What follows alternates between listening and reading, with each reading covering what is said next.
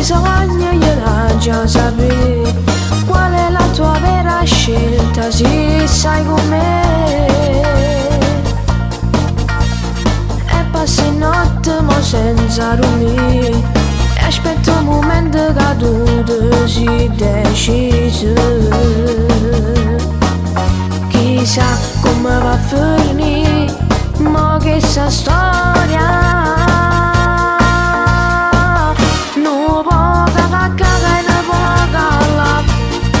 Tu ti decidere chi può pigliare. A me mi dice 7 e se notte non sai manco tu che può fare. Stai facendo una cosina e non te ne sai uscire. È successo solo una guerra, ma con mamma fa.